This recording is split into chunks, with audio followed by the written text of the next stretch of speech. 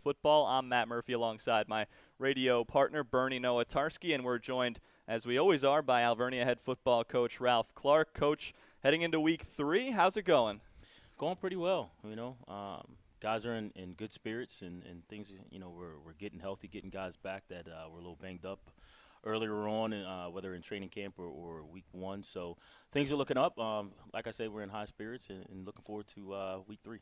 We'll take a look back in the first segment at last week's game. It was a 35-28 loss at home to the University of New England. The team's now 1-1. We'll delve into some numbers as we move along throughout the show. We will preview today's game here at Lebanon Valley College against the Dutchmen, looking to avenge last year's result against them in the first MAC game and pick up the team's first MAC victory. More on that to come in the second half hour of today's show. And we'll have a little fun towards the end with our Ask the Coach segment. But, Bernie, 2 weeks into the season, how are you feeling?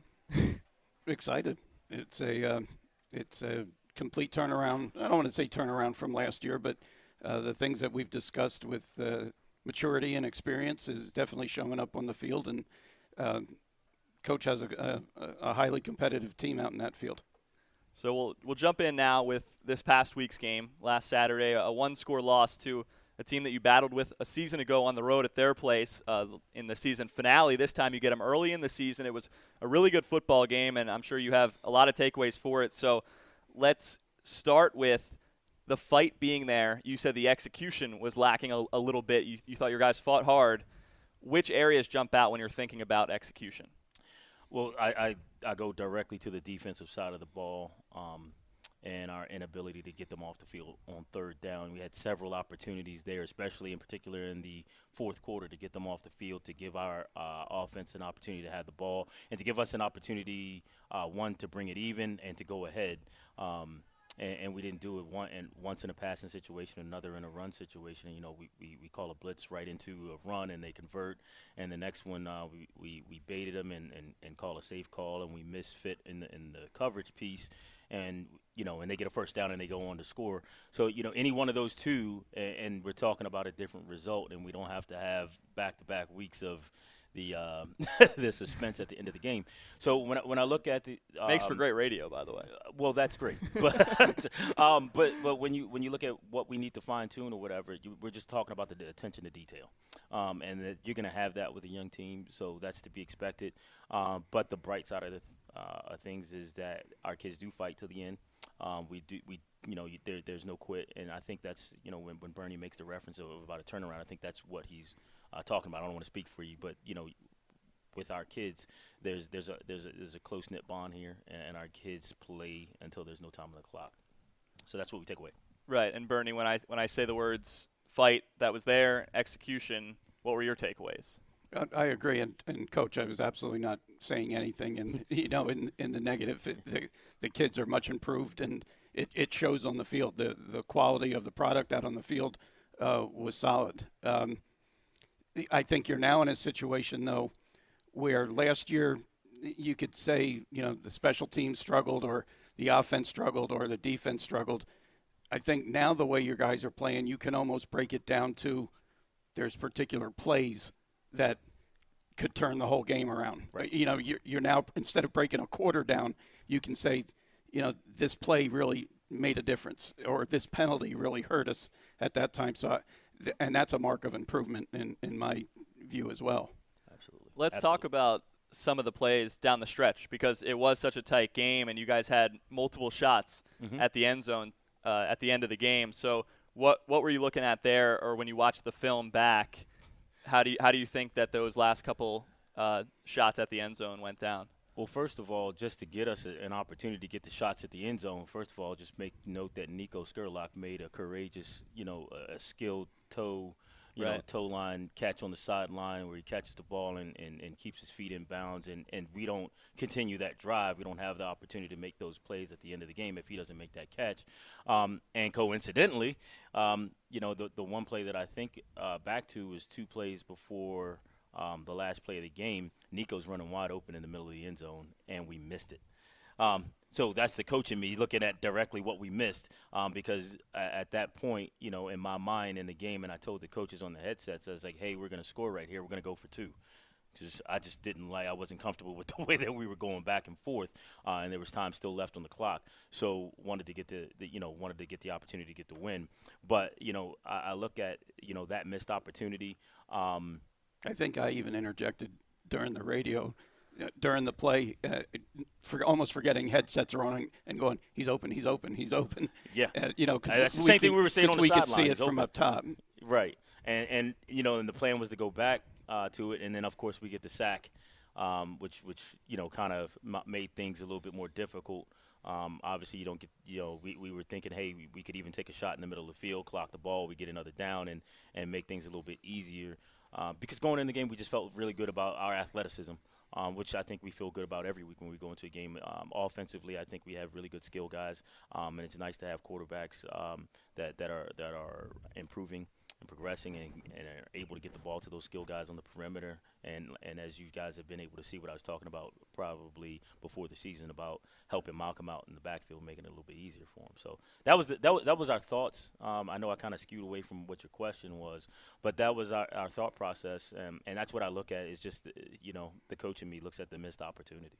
We were on the same page in that last drive too. I was saying to Matt during the broadcast, with the timeouts in your pocket where you were in the field, you didn't necessarily have to use the sideline. You could use the middle of the field, which they were leaving open, which, you had your timeouts in your pocket. So you were going in the area I thought you were going to go.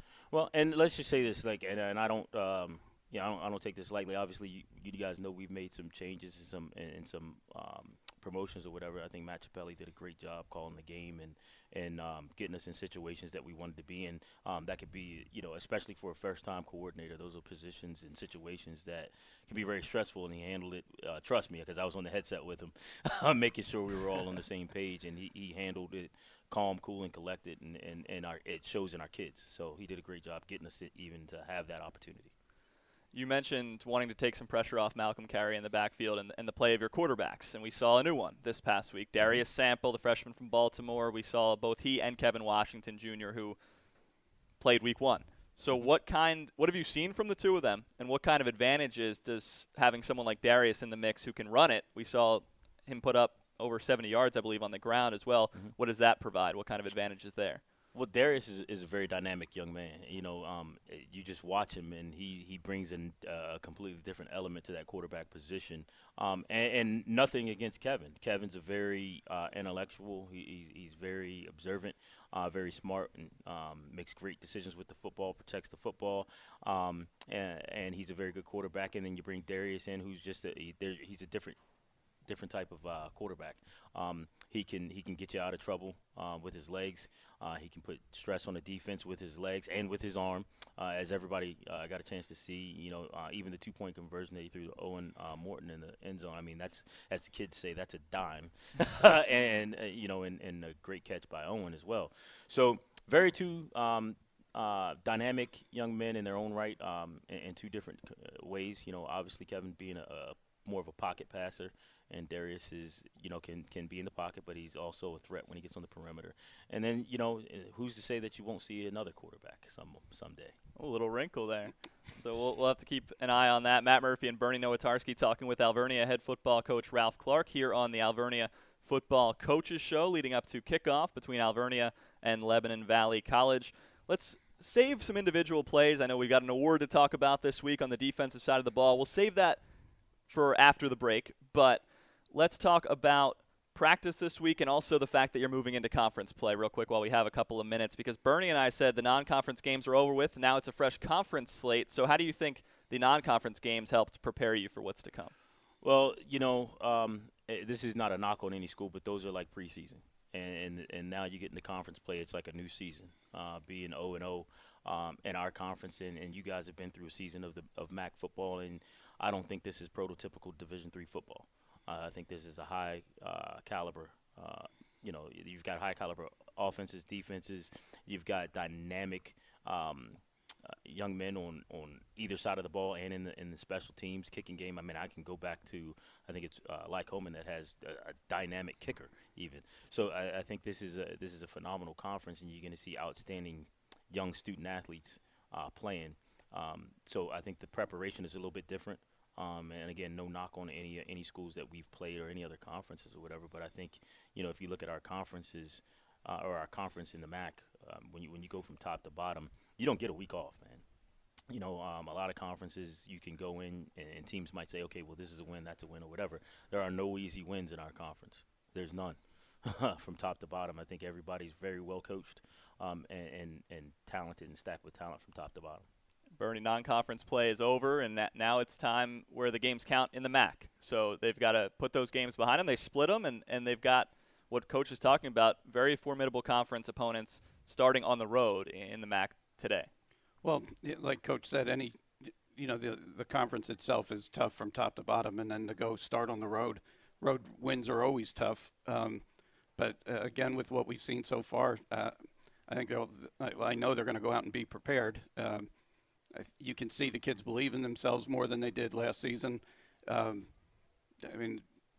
2 last-second drives on both of those games showed poise that could have easily been a win. We were wondering if you were going to go for 2 or not. The conference itself and go up to the next division, the PSAC, those groups of Pennsylvania kids and schools are just tough schools to play.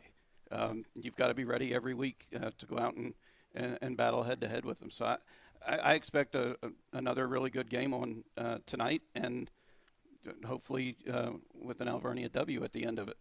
And as I said at the top of the show, we will preview today's matchup with the Dutchmen hosting Alvernia with Coach Clark in the second half hour of today's show. Coming up next, we're going to talk a little bit about individual play. Some guys had big weeks, one culminating in an award for the Conference Defensive Player of the Week.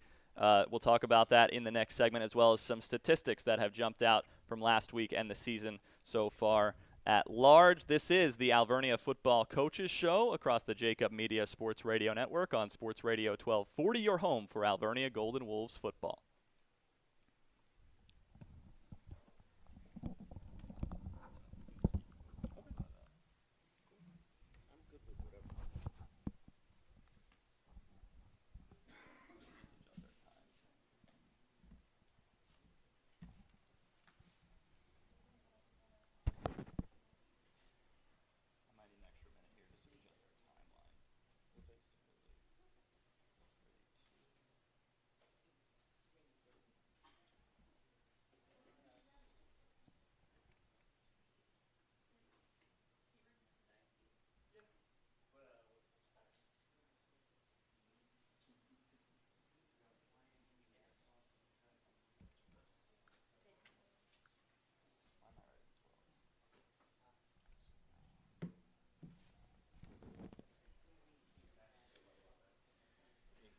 Chip, I'm sending you the receipt right now.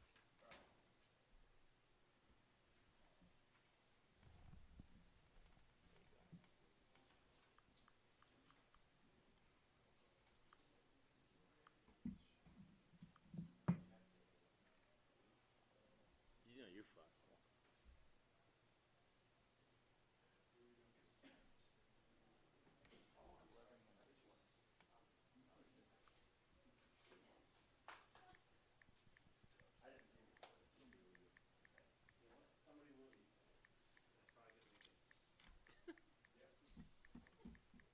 Might as well just put the one of the Mimo specials over here, so I take it home. I just told the wife I was bringing a pizza home, so she doesn't have to cook tomorrow.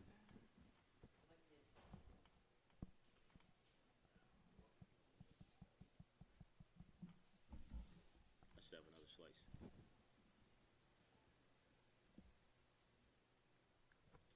We'll go in like a minute and a half here. And then we won't take any more breaks. Oh. Just one special.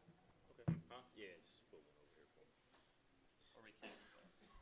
Sorry. We can take breaks, but like It's whatever you less want to do. than I'm fine. It's 4-minute break here, but we can take like a minute. Okay. How much time we got left? You're the one that has the drive home. Yeah. How far is the drive? It took me like 2 hours to get here. Oh, jeez. We're hosting First Take with Steve and I at the Fieldhouse in Wilmington Oh, yeah? tomorrow. So I've like handled media requests for that. So today's been a whirlwind. He's a funny guy. He's a very funny guy. I like him though. I know a lot of people don't like, but I like him. he speaks his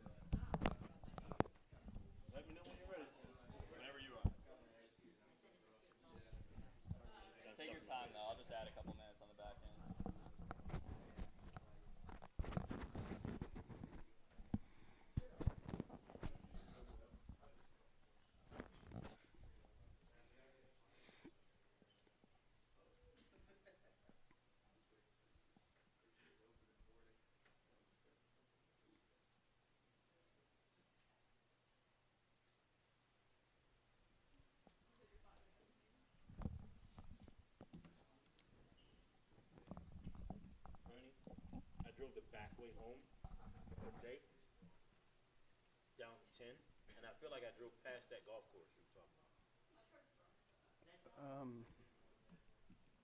Like I went. This is a golf course off of 10. Yeah. That's No. that's on the left. It's on the left, way down. I'm talking about like as you get to, like if I'm going, like my in-laws live in Paradise, so if I'm going the That back might way, be Ledge Rock. that's what it was. Yeah. No, not Ledge Rock. I felt like it was one of the ones you talked to me about. No. I don't even know where that is. I don't know what 65 is. No, we'll figure it out. Yeah, his one is in York. All right. We good? Let's do it. All righty. Let's start in 30 seconds just so it's an even number to break.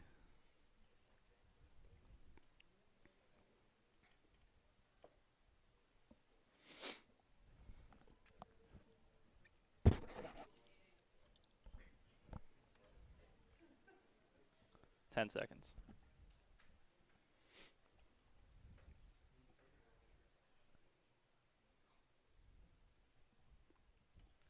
Back here on the Alvernia Football Coaches Show across the Jacob Media Sports Radio Network on Sports Radio 1240, leading up to kickoff between the Alvernia Golden Wolves and the Lebanon Valley Flying Dutchmen on the road for Alvernia today. Matt Murphy alongside Philadelphia Soul defensive backs and special teams coach Bernie Nowatarski, and we are still joined by Alvernia head football coach Ralph Clark. We will get to a preview of today's opponent, Lebanon Valley, in the next segment, but let's talk about last week a little bit more focused on individuals and statistics. I know that's not what a football coach always wants to talk about. It's a team game, obviously, but we've got to start with an award winner, Miles Brody, who I know left the game at one point with an injury, but he really battled out there, so much so that he had 2 interceptions, a forced fumble, and was named MAC Defensive Player of the Week for Week 2. So what does Miles do well? We've been calling his name a lot so far, or what stands out about Miles Brody's game? He's a freshman starting cornerback. Well, what stands out about Miles is he's coachable. When you look at the film, the interception that he makes, he plays man coverage at the goal line exactly how, not kind of, not almost, not just about. He played it exactly how we teach it. Taking away the inside leverage and not backing up and forcing the outside throw and positioning himself, between the quarterback and the receiver. He does those things well. He's studious. He comes in and watches film every day. So he really practices doing things the right way. So that's what stands out outside of athleticism, and obviously he's long. Miles is 6'2", so anybody loves a long corner. But just practicing doing things the right way is what you like about Miles Brody, and that's what he brings to the table, and that's what enables him to play well. Ripping out the fumble, the receiver makes a catch. I go to him on the sideline. I go, hey, what drill is that? And he just smiled because we work on that in practice. So all those things come to light, and you get yourself in a position to make plays like that in the game when you're coachable. So that's the one thing that stands out about him the most. And that receiver, Kobe Johnson, wasn't a giant, but that was their biggest receiver. So he went straight in, ripped it out, and it was recovered on the play by Carter Purrier, defensive lineman. So that was a big play in the game. And Bernie, I know the defensive backfield is something that you obviously look closely at when we're calling these games. So what about Miles Brody has jumped out to you through 2 games? Well, as coach said, his coverage skills, ball handling, and what I noticed was his footwork. And he didn't waste steps. I don't know, defensive back coaches all use different terminology for different things, how to backpedal quietly or, soft feet. He had real quiet feet. He didn't waste movement. When he plants a foot, he was going the direction he wanted to go. There was no bucket step or hesitation step in it. So I thought his footwork really was nice on the weekend. And how about the both of his interceptions? One was in the end zone. The other one, a big hit. I think it was Matt Mitchell that hit the quarterback. C.J. Zimmerman, different linebacker. He made the hit. Obviously, that impacted it, but Miles was the man on the spot again. So 2 picks and the forced fumble that we talked about with Coach. But how about those 2 interceptions, and maybe how were they different, or what impressed you about them? Well, obviously the one in the end zone is stopping a scoring drive, which is huge. And secondly, the other one is just ball awareness and being around plays. There's very few defensive back plays where you break in front of the ball and you have a perfect shot at, a catch. It's usually a deflection, a missed throw or a misread. And there's certain guys that just have the knack of being around the football at the right time. And he was around the football a whole lot on Saturday. Recapping the tight one-loss score to the University of New England last Saturday as we head up to kickoff here at 1 o'clock between Alvernia and Lebanon Valley. Coach, that hit that forced the interception, Bernie and I were talking about how that could impact the game. When your defense puts big hits on quarterbacks, you're going to see good quarterbacks in this conference, obviously the MAC. I know Brian Peters was a quarterback for a non-conference opponent, but we were talking about how that could impact the game. How did you see that kind of impact the game? I know he wasn't trying to use his legs really after that. Not that he is a running quarterback, but this week, maybe to tease, you're going to see a running quarterback. Mm-hmm. But making plays on defense and kind of impacting what teams are able to do because of your physicality. Well, hits on quarterbacks motivate. They get it's a momentum swing, right? It gets people excited whether you're talking about on the sideline or in the stands, and that sure. excites it excites people about football. So it was a huge momentum swing for us. You get the hit on it, and those are when you're able to put a hit on the quarterback, whether it's a sack, whether it's a breakup or disruption. We call it ball disruption. Any type of ball disruption, is a bonus for the defense. So it gets our kids motivated.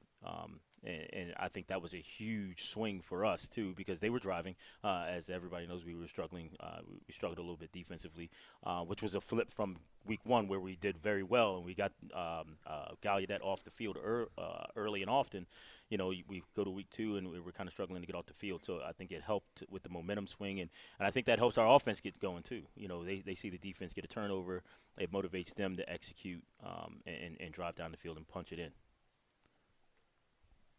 So before we move on to the offensive side of the ball and an individual on that side who had a career game in Nico Skurlock, I want to jump back because I didn't get to talk about it in the first segment.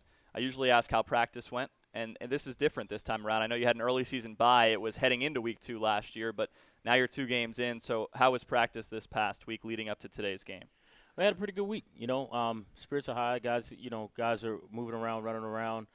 Still enjoying it, and that's a good sign after you have a loss, especially a tough, hard-fought loss like that. So for the kids to come back and to be in good spirits and to still enjoy being out there and flying around and things of that nature, it's a good sign. Matt Murphy and Bernie Nowatarski talking with Alvernia head football coach here on the Alvernia Football Coaches Show leading up to kickoff across the Jacob Media Sports Radio Network on Sports Radio 1240. I mentioned Nico Skurlock, a sophomore captain, one of the many guys we've seen his progression from year 1 to year 2, a career-high 8 catches, over 100 yards, receiving a big play that you mentioned towards the top of today's show as well. So how important is his experience in this offense? It was 112 receiving yards in last week's game. Right. I believe it's priceless. And Nico, even though he's a sophomore in the field, Nico's been here since year 0. So he's had a tremendous impact, not just on our football program, but on this university. I mean, I don't think you can walk in any building and not see his face, whether it's on an elevator door or a bulletin board or a TV screen or something like that. So he's infectious in that manner, and he's the same way in our locker room, same way in our offense. And I think that last Saturday, you just got an opportunity to catch a glimpse of what he's capable of when given an opportunity, and that's what I talk about going back to the quarterback play. We now have quarterbacks that are able to get our skill players the ball, and Nico's very skilled at what he does. Obviously, he's not a very large receiver, but he's a great route runner. He has very soft hands, and he's very dangerous after the catch. Bernie, we've already seen Nico make some big catches in big moments. It seems like no matter who the quarterback is, that whether it's Nico's route running or just his experience in general, it ends up in his hands in the bigger moments through 2 games so far. Well, he's obviously one of the kids on the offense that wants the ball, and those are the kids. Obviously, as a coach, you want to put the ball into people's hands that want it, and he did a really nice job on Saturday, as did the other receivers. Along with the fact, I loved the mix of the pass and the run. I mean, last year, basically, it was Malcolm, fill the box, and he still tries to break. Now there were tight ends, there were wide receivers hitting the soft zones, and he was over 100 yards by halftime. And that's the mix that obviously you're looking for, and the opportunity. These receivers want to catch the ball as much as the running backs want to run. So that ball was distributed really nicely amongst a whole lot of players. Well, let me say this real quick, because you brought that up about Nico wanting the ball, and he may want the ball, but he's the most unselfish leader because he is a captain that you could ask for. A lot of times you get these wide receiver, we call them prima donnas. Nico never once has he in his 2 years on our sideline come and ask for the ball to be thrown his way. Not once has he wanted us to do anything outside of what went with the game plan. And then on top of that, I think if you go back and look at the footage and you see a bunch of Malcolm's runs, you see number 7 out there leading the way, blocking until the end of the play to the echo of the whistles, and sometimes a little longer than that. So I gotta pull him back a little bit, but you'd rather say whoa than go. So I like just to point that out about Nico. Oh, I see him when he comes out, even for warm-ups. He's up with everybody, getting everybody fired up and excited about game day, and you've got to find that player in your roster somewhere, and it's definitely him. Indeed. Game preview coming up for today's matchup between Alvernia and Lebanon Valley, as well as the Ask the Coach towards the top of the hour, a little bit before we get to Bernie's keys to the game right before kickoff. But I promised the listeners some numbers, so let's talk about some team statistics while we have a moment. Yards per game, it seems, I know it's a small sample size, but you're up to 383 yards per game. I know it's only 2 games, but maybe with Bernie's point about the pass versus the run in mind, what stands out about the offense and the yardage you've been able to put up? I think the one word is dynamic. To be able to mix the pass and the run. Everybody knows about RPOs. I mean, you put on our film, you're going to see it anyway, so I don't have to hide what we do. But just the dynamic players that we have, going to Owen Morton, we can flex Owen out, obviously, as you saw, as a receiver, and he's a pretty darn good athlete. Should we do a little trench talk? We give the offensive line. What have you seen from them so far? Well, they're scrappy. I'll say that. I think the one thing that everybody can notice is they're noticeably not as large of individuals on the offensive line, and we trade that in for a little bit more athleticism. But and they're dynamic as well. Lucas Boyle at center. Ryan Fairman at tackle. Ryan's 6'5", 300 pounds, and very athletic. Isaiah McCready, who's 6'2", he's over 300 pounds. He's I've talked about him before. He's got calves like, I don't know, tree trunks. And I mean, they got and he's an athlete. You should go see him go run up and down the basketball court. You see somebody that large that can actually move is it's impressive. So the one word that comes to my mind about our offense is just dynamic. And you've mentioned it in the quarterback play. We've got 2 very different quarterbacks that have played so far, and we've got a few more that bring, and all of them bring something else to the table. They're a little something different. Well, Bernie, let's throw out a team stat number on the defensive side of the ball before we move on and hit the break. That's going to be third down stops, I should say. So it's your defense is holding opposing offenses to 35%, 7 of 20 on third down. What has gone into that on the defensive side? The fact you put that stat out there, and then I know the reality. Like I know what week 1 was, and I know what week 2 was. So, but so it's the tale of 2 games, like you say, a small sample size. And I looked at week 1, and we did a phenomenal job of getting them off the field on third down, and not so great in week 2. And honestly, we didn't get them to third down enough in week 2. That was the big stat that jumps out there. But again, scrappy. And I think that's the one word that you would use, whether you're talking about offense, defense, kicking game. I think when you look at our team right now and you look at the youth and you take that into consideration, I don't think that there is a better word to describe our kids than just scrappy.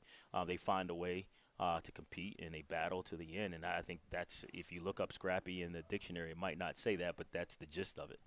Well, on the other side, we will jump into our game preview of today's matchup between the Alvernia Golden Wolves and the Lebanon Valley College Dutchmen, and then we'll talk to Coach and ask some lighthearted questions towards the end leading up to kickoff. This is the Alvernia Football Coaches Show across the Jacob Media Sports Radio Network on Sports Radio 1240, your home for Alvernia Golden Wolves football.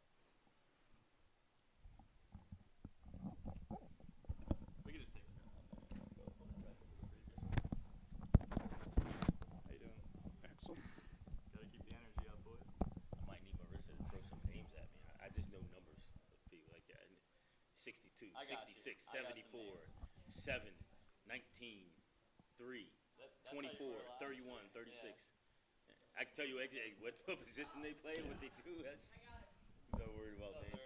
Their starting center is like 6'4", like 370 pounds. Yeah. Oh, we got somebody 6'5", 370 pounds too.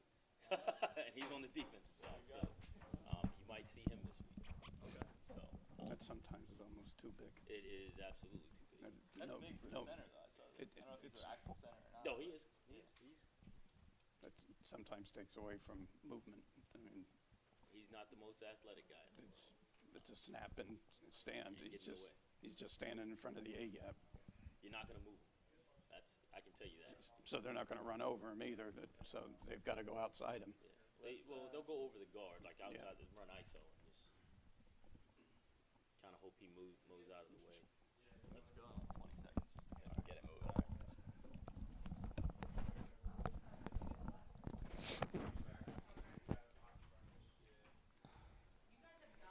Speaking of Isaiah.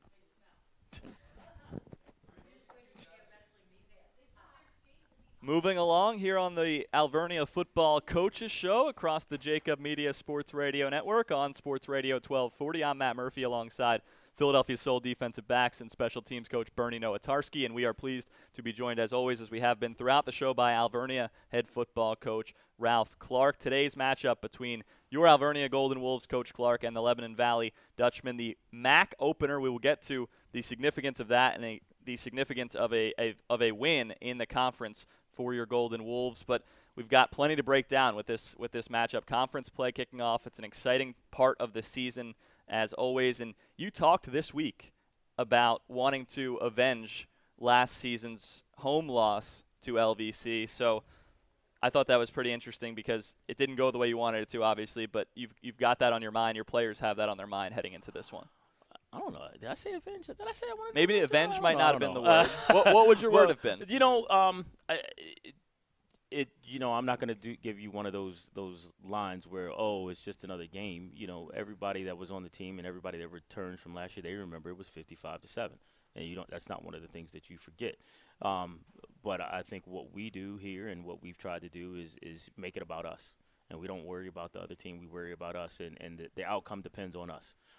Win, lose, draw, how we play, it depends on us. It doesn't depend on them. And so, we focus on what they do, their scheme, and defending that to the best of our ability defensively, exploiting it to the best of our ability in the offense and in the kicking game. And we're just trying to keep the focus on us. Bernie, I think you actually missed that game last year. I think I was solo for that one, but it's a dual threat quarterback. He's back, Cody Kegerice, and he changed his number, Coach. I know you're a numbers guy, so let's jump right into we were talking earlier, and they said, oh, the quarterback's back. I said, no, the guy last year was number 14. This guy's number 7. They're like, yeah. They had a receiver that was 7, graduated. Right. Now the quarterback's 7. Exactly. They have a defensive 7 too. So exactly. it's that's how the world rolls in college sports, college football, with the dual numbers these days. And he switched his. So we'll jump into the X's and O's with what should fans expect from LVC on the offensive side of the ball. Smash mouth football. They're going to come in and line up in 21, 22, 31 personnel. They in games this year, they've tried to line up in 11, but we're no fools, and we know what you did last year, and you're not going to change it until we make you. They did lose a couple of their backs from last year, but they bumped the junior up to a senior who's their top guy. Yeah, they've got the big guy back, and they've got both of the big fullbacks back, 36 and 31. So they've got a very formidable backfield. Number 24 took the second play of the game, week 1, 84, 86 yards. So they've got a very formidable backfield back there, very capable backs in the back. I think number 18 as well. Very, very dynamic runner who they try to get to the perimeter with a little bit more than the number 24. But I would say you're going to see lead zone, you're going to see power, you're going to see ISO from their offense. You're going to see sprint out, you're going to see boot. And until you defend those, that's what you're going to see. So it's up to us to defend the box and play pretty well on the perimeter. And if we can defend the box and you get those kids get their offense into some passing situations, things that will put, our dynamic players on display. That's what we're going to try to do. Sure, and 24 is Hunter Wilson, the lead tailback in terms of returning carries for Lebanon Valley from a season ago. He was in the mix last season as well. Bernie, what jumps out when Coach talks about what we might see in today's game from the Dutchman offense? I think on both sides of the ball, what takes place on first and second down. When we're on defense, if we can keep them in short gains on first and second and get them into an uncomfortable situation on third and long, things that they're not used to running, that's big for our defense. I think also flip side, our offense, good first and second down production, making that third down a manageable yardage amount where they don't know if it's going to be pass or run because of the type of offense that we're seeing right now with the ability to hit the pass and hit the run. So I think both sides of the ball, it's going to be important on those first and second downs. Matt Murphy and Bernie Nowatarski previewing today's game on the Alvernia football schedule to kick off MAC conference play against Lebanon Valley on the road. We're previewing it with Alvernia head football coach Ralph Clark. On the defensive side of the ball, what are the strengths of your opponent's defense in this one? Well, I think I think that they've gotten a lot more athletic in the box in their front seven. They're a little smaller. I shouldn't say smaller, just a little lighter on the defensive line. A little more athletic and more explosive than they were last year. And then at the linebacker spot, they've got some new kids in there starting at the Mike, 44. He's long, athletic, like you'd want in a Mike linebacker, and then they've got like number 9 on the perimeter, who's he's a very dynamic guy. He's a smaller, I think he's about 190 pounds, 5'10", 5'11", 190 pounds. Physical downhill, but he can run sideline to sideline. So they've gotten better at that position or in the box, and then they're dynamic at the cornerback spots too. Number 22. I think it's a very good corner. So they've improved themselves defensively. They're not known for bringing pressure, not a ton of it.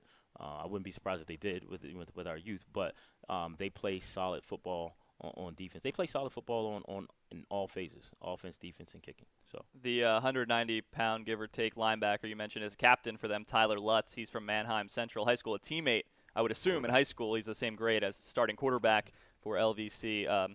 Cody Kegerice, So this is for both of you guys. I mentioned they graduated some players, but they have a lot of guys who made the jump from maybe second string on the 2-deep to starter. And I believe Tyler Lutz at middle linebacker was one of those guys who was in the mix. So just college football as a whole, the transition from backup to starter at this level, what is that transition like? Well, it depends on how that happens. You have some guys that come up through the ranks, maybe not playing as a freshman, playing special teams as a sophomore, and then become second on the depth chart as a junior, and then all of a sudden they're a starter as a senior. And usually that's probably the most comfortable way to do it. But then obviously, if you're thrown into the mix because of injury, like we've had kids thrown into the mix this year because of being beat up a little bit, injured, that can make things cumbersome as a play caller, and put kids in some uncomfortable situations that they're not ready for. Tyler, I think is a very good linebacker. He's very skilled. He reads his keys and he reads and reacts very well in the box. So I think, it all depends on how you come into that situation, whether you're thrown into the fire right away or whether you've had your opportunity to learn, grow, and develop. And that's the biggest key. If you've had opportunity to develop, it's usually a pretty smooth transition. I can only go by my experience from when I played in college. Myself and another young man from the Reading area, Mike Riley, who just actually went into the Reading High Hall of Fame. We both came in as sophomores with a different skill set. I was in the 4.4 range, and he was 4.5 range at 6'4", and I was at 6 foot and both over 210, 215. So we had speed and size, which Kutztown at that time didn't have. So as sophomores, we got thrust in to starting positions over juniors and seniors who had been there. So part of the biggest adjustment was having the other seniors and juniors that were starters accept you as being sophomores, because traditionally that school, when I went to school there, you didn't get on the field till your junior or senior year. So to get on as a sophomore, it was difficult from more of a personal standpoint, more so than it was the physical to go out and play. And then, of course, age kicked in a little bit. I mean, I'm 18 at that point, and you're playing against 22-year-olds. So that was the adjustment. I came in the other way than, easing my way in by the time I was a senior. And I know in your specific position in the defensive backfield, in the secondary, you've talked about camaraderie back there and how that grew over the years as well. So I'm sure we'll see that throughout the season with your group, Coach Clark. And speaking of locally, Bernie, I just wanted to squeeze this in. We'll talk about it maybe during the game broadcast too if he makes any kicks. But Nick Bentz is a local kid. He's Exeter High School, senior for LVC. So there you go. There's a local connection right there. Coach, before we get into the significance of the first MAC win, to round out and move along towards the end of the show here. Home versus road splits this year. The bye week's later, but excluding the bye week, it's home game, road game, home game, road game throughout. Are there any advantages, disadvantages to that, to alternating and not having to hit the road for a stretch or stay at home for a stretch? No, I mean, I don't think any coach likes being on the road for any stretch. So I mean, I think if you look at it from that vantage point, like you like it. But I don't. But there's also not a chance to kind of settle in either on your home field at the same time. Yeah, but at least you're balanced though. You're Yeah. not going to be away from home for any extended time. You're not going to be on the road for any extended period of time. So in that sense, you like it, you love it. You get the home games. Our last home, you get to finish with a home game this year. So you get the really balanced schedule. I think the only issue comes when you kind of have an uneven schedule where you might have more road games and you have home games, or you're on the road. Some of these schools out here, they don't have a home game until like the end of September. Right, and I suppose it wasn't much different last year, but you did have a stretch in the back half of the schedule where it was a few road games in a row. I think it was 3 road games in a row at one point. Makes it tough. It does make it tough. Especially if they're overnights. Yeah, absolutely. So as we wind down the segment, this is the hard hitter, but you're looking for MAC victory number 1 in year 2 of the program, and there's maybe too much to say on how can you get it done, but what would it mean to pick up the first conference win? Well, I think it would just mean progress. We, believe it or not, we haven't focused on the first MAC win. It's been getting better every week. Be 1-0 this week. Let's be 1-0 today. Let's be 1-0 this week, and taking it one day at a time, 1 week at a time, one opponent at a time. And when you're, no offense, but when you're a young program, you don't care where you get your wins. You just want as many wins as you can get. Right. So while if we take a step back, it would mean a great deal because this is the MAC and getting our first win in the MAC. We really haven't put any emphasis on it. It's been more about taking care of us, making sure that we're learning, we're growing, we're maturing, and we're 1% better every day when we step on the field. And we feel like if we do that, then we're going to continue to progress. And if we win the game, then obviously that's a staple in the program's history where it's the first MAC win in this conference. And it's going to mean a lot, but it's not something that we put a lot of stake in, just not right now.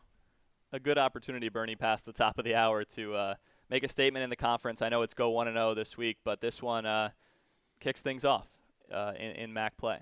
Yeah, it's what you worked for from the last day of last season till now. I mean, you work through camp, you work through the winter workouts, you get through the spring, and now it's time to play. You had 2 warm-up games, which are out of the division, and now it's time to play conference football, and that's when it's time to turn it on. And that time is almost here, leading up to kickoff between Alvernia and Lebanon Valley. We will have all the action for you, but we've still got a little fun to be had here on the Alvernia Football Coaches Show with head coach Ralph Clark across the Jacob Media Sports Radio Network on Sports Radio 1240, your home for Alvernia Golden Wolves football.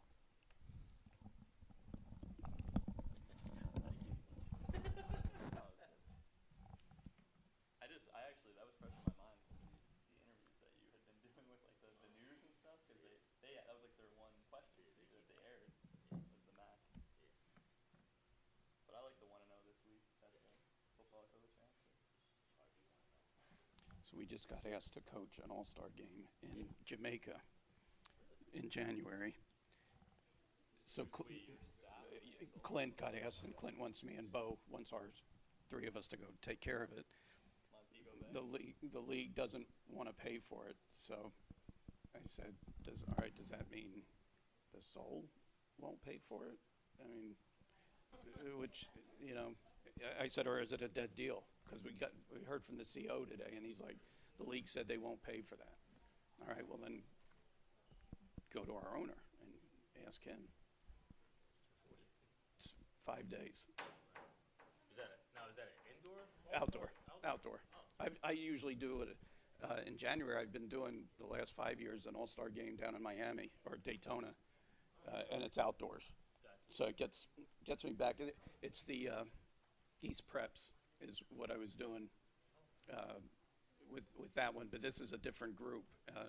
It's going to be an all-star game of American football players with playing a Jamaican team with Americans of Jamaican descent.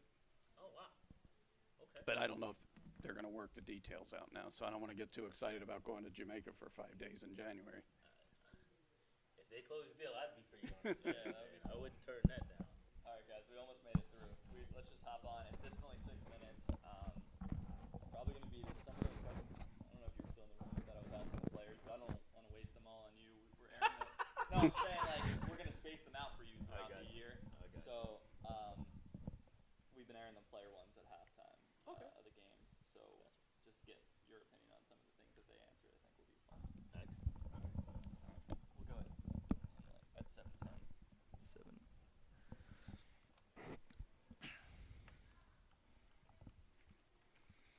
Oh, and that defensive back coach did try and tell my kid that he covered him wrong. Wow. And is now rotating him instead of starting him. I said, you want me to say something? He said, just let it go. Don't worry about it. He said, you cover from behind and see how many times they catch touchdowns on you. Well, you put on the film of Miles and say that's the way it's done. Yeah. Yeah. It's the way most DB coaches teach it. Especially down there, get between him and the goal line and pin him. All right, let's just go.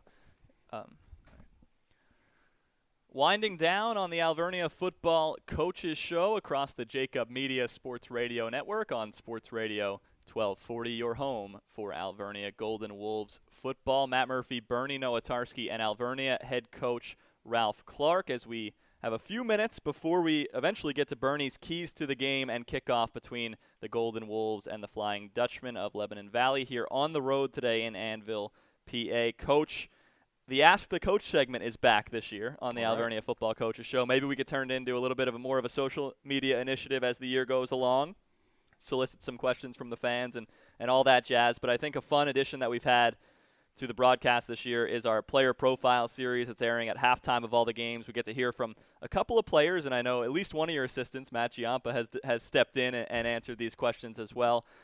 So we'll hear from him coming up at halftime as well as a player, and we'll do that throughout the year. So that's a fun addition. I like the questions, but I don't want to use them up all on you in a really fast rapid fire. So maybe we can delve into them a little bit further and save some for as we go along on the Alvernia Football Coaches Show. And I apologize if any of them are repeats. We did ask you some of these types of questions last year, but hey, maybe you have some new fans. I'm sure there's some new Golden Wolves fans. There's always people that are picking us up for the first time. So we'll jump in with favorite TV show or movie. Make it a little broader if you can't think of one off the top of your head, or something you're watching right now. I know it's football season, or maybe in the summer. Favorite TV show has got to be, it's either Suits or Queen of the South. And favorite movie, I answered this earlier today for some reason. It's Goonies. I remember the TV shows from last season, but Goonies as the movie, that seems fresh. That's a good one. Yeah, Goonies. Yeah. Big on Suits. Yeah, I love Suits. I'm upset that the show ends next week. Me too. The whole series ends. Yeah, it ends next week, man. Maybe if you haven't watched it, you need to go 7 seasons. Netflix it. Not before it ends. I'll just get it after the fact. Oh, I'm not gonna catch up all in a week. Binge watch. I can't. How many seasons is it? Do you know? 7. 7 years. Ooh, I don't think I can get through that. 13 weeks, 7. You can do that in a day. This one strikes me as a repeat of last year, Coach, but maybe it's changed from year 1 to year 2. Pre-game ritual or routine that you like to do on game day? I think it was pretty simple last year. I like to be left alone. There you go.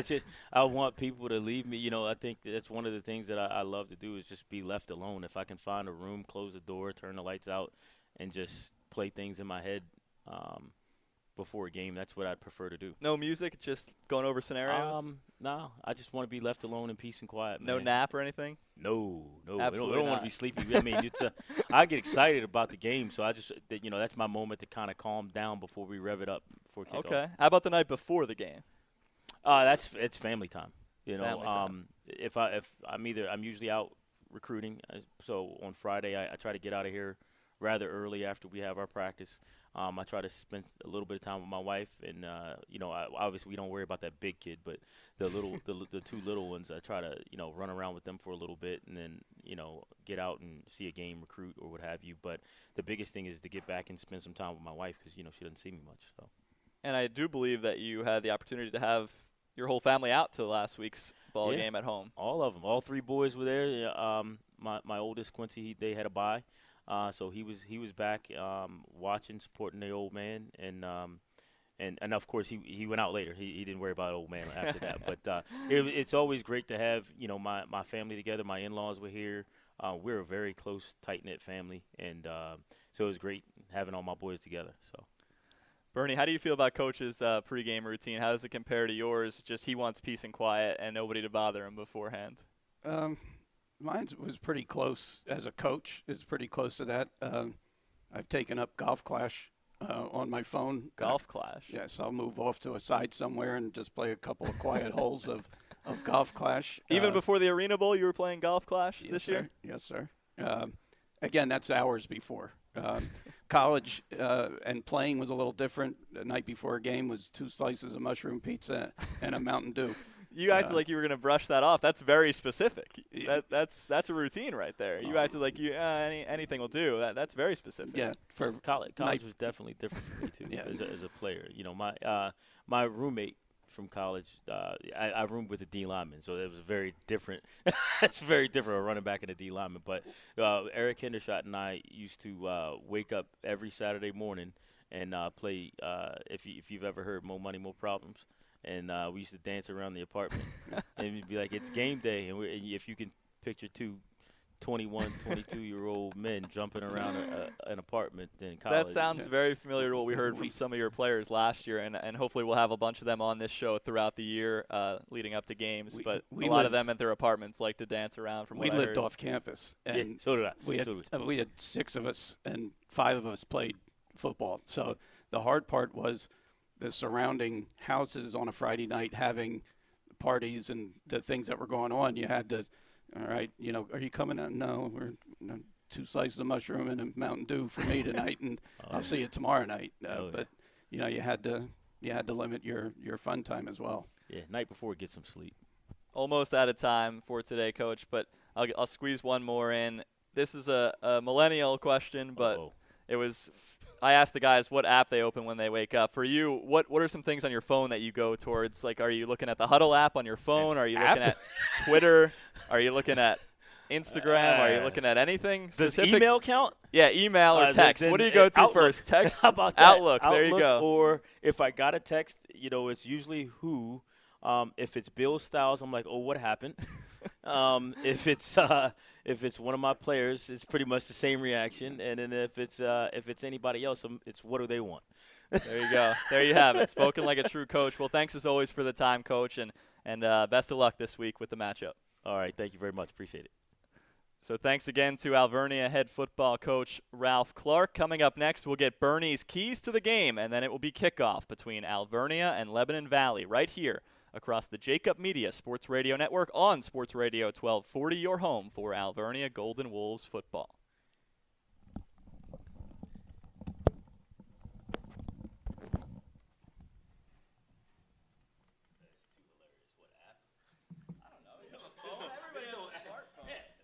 Voicemail.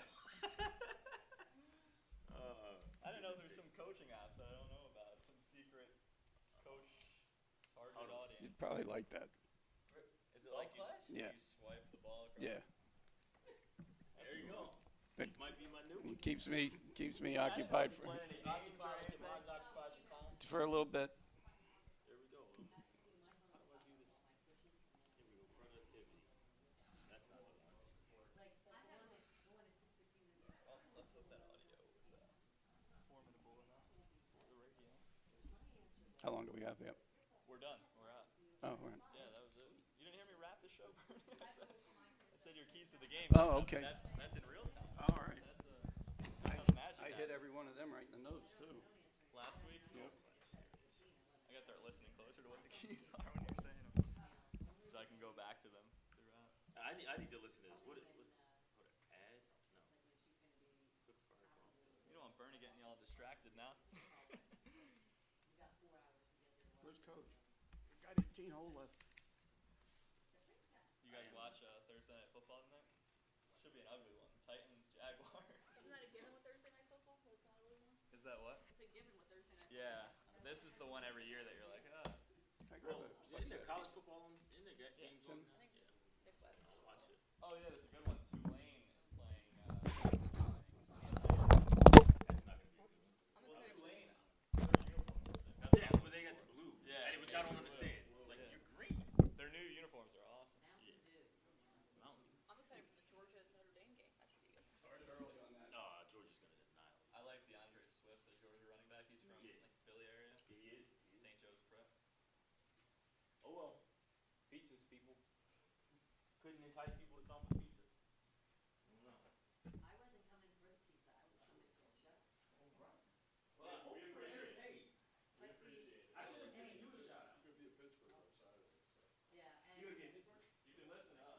and the next weekend, we're gonna be in, Hoboken. Rehoboth. Mercy, you will be One in of my the right favorite spot. spots. Yeah, I Go to the draw Stop Board and have a beverage. That's fine. Because I think John had expressed I don't know. that he wasn't sure if the coverage does it right. If he could do it for us, so. Okay. But like the fact that we can do it is fine. I'm sure it's fine. Great mix of players, Coach. I'm sorry? I mean, I don't know how radio works. Great mix of I just have But to. I'll get you like a bed plug in. Trying to think. I also started the recorder, but I forgot to start doing it for a second. So Best like friends, actually my show best friends have a house if in about 9 years the ago. audio like shows up. And the thing is, Yeah, so the first best quarter's view. kind of great. We'll tell Spencer about recording it. We'll be going down. As long as And then we we have have something. Southern Delaware. Yeah, there's something. Yeah, if we have something. Hunter, you say you have broadcast? We're gonna be going Have broadcast. when the tight end gets split. Sunday, I have, Is he coming back? Rosh Hashanah. No. Our new deal. I went to Movie for a weekend, and then I took the family to the city. See, I grew up in Jersey, we always wanted to Jersey. Discover things like nicer places. I'll have it. I mean, that's all you have, it's hard to know. And still start up their video.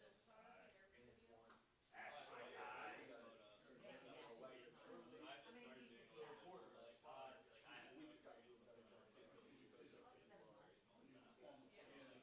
Just because I run social too. I want this to see since it's my second year. I want to shots.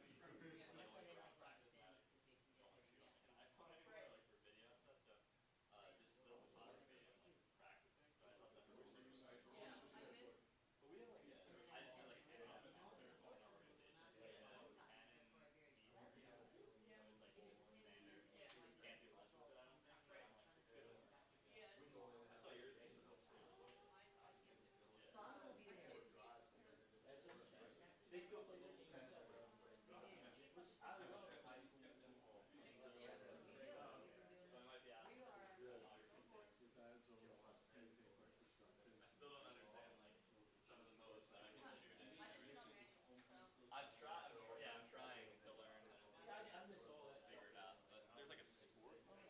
I don't even mess with that. Yeah. I just go shutter speed. Up as high as it can go if I'm in the daylight. Hunter, I'll let you know if I'm this far. I'll just take this. We'll put this in my office and give it to them tomorrow.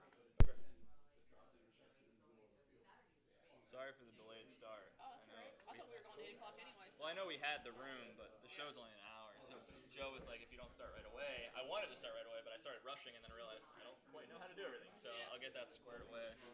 We should be good. I think this just comes off. Why is there a zipper on?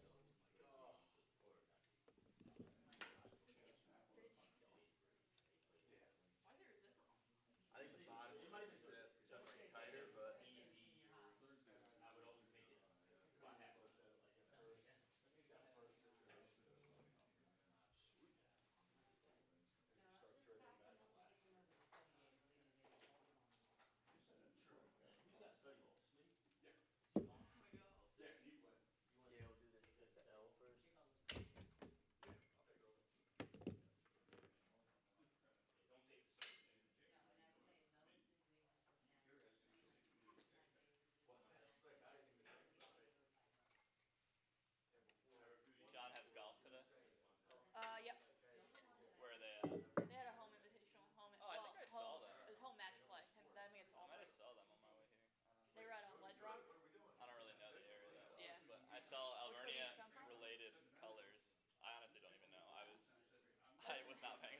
This piece is stuck. That's stuck. Yeah. Ledge rock. Well, you wouldn't be able to see ledge rock from any road. So I'm playing. Maybe you saw Mifflin. Same colors. The local high school. Maybe. That piece is that button. I was coming from Delaware.